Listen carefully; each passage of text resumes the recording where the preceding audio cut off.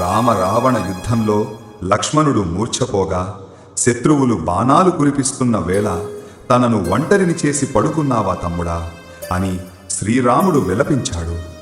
వదిన సీతమ్మను రక్షించడం కోసం సముద్రంపై వారధి కట్టించి చివరకు ఇలా నేలకొరిగావా అంటూ లక్ష్మణుడి త్యాగాన్ని తలచుకుని కృంగిపోయాడు. లక్ష్మణుడు లేని అయోధ్యను తాను ఊహించుకోలేనని, ఒంటరిగా తిరిగెడితే కన్న తల్లులకు ఎదురుచూసే ఊర్మిలకు ఏమని సమాధానం చెప్పాలని ఆవేదన చెందాడు. ఈ లోకంలో సీతలాంటి భార్యైనా దొరుకుతుందేమో కాని నీలాంటి తమ్ముడు దొరకడంటూ రాముడు సామాన్య మానవుడిలా గుండె లవిసేలా రోధించాడు.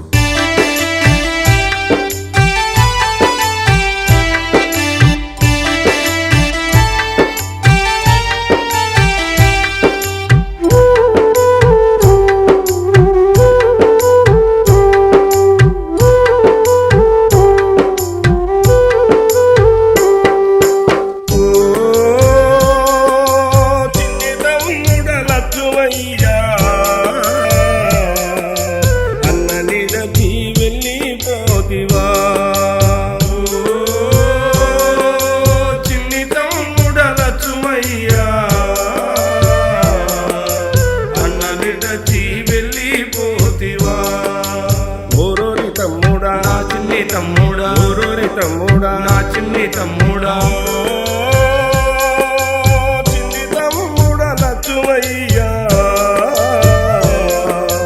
అన్న నిలచి వెళ్ళిపోతివా.